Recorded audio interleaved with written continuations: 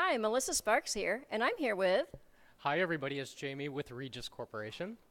and we're at the Water Street Studio in New York City doing a photo shoot. So, Jamie, how do you prepare for a photo shoot? You've got lots of really great stuff here, so tell me about some of the things you've brought. Okay, so depending on the shoot, Melissa, I try to prepare for that specific shoot, and as you'll see, I tend to bring a little extra of everything just in case. So I first start with what am I going to put everything in, and these cases are actually great. I picked them up from Home Depot. And what they are is just separators, as you can see. But what I look for is, obviously I bring a lot of pins and hairpins when we're doing a shoot. But what I like is the dividers, but then a lockable top. So if you see the top, it actually clamps over this, so as I travel, the pins don't jostle into other compartments. And then the other great thing about these cases is once you lock these up, let me show you this. These actually stack on top of each other, and then they lock together. So I can actually stack a whole case, and everything that I need is right at my fingertips when I get to the shoot. And the security for traveling, so everything doesn't dump out, as you said.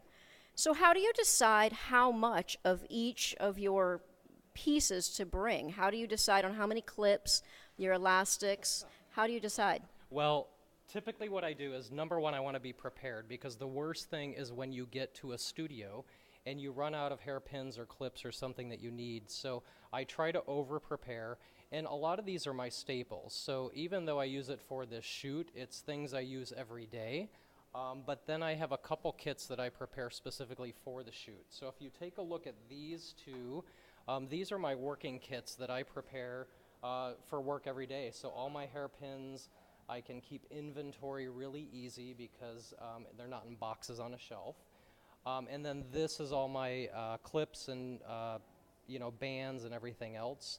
So depending on the shoot, then I will start preparing kits specifically to support the shoot. So I know I have all of my staples, and then today we're working with some rose gold colors, and I always bring some hair in case I need to either beef up a model's look or extend some length.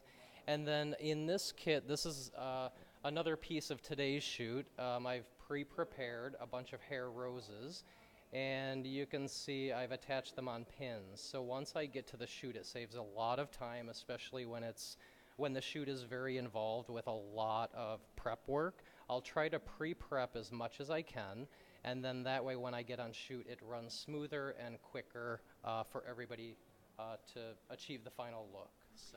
That's fantastic. Well, you've certainly given lots of information that's going to be very helpful for anyone who'd like to do a photo shoot or just get a kit together for themselves. Thanks, Jamie. Thank you.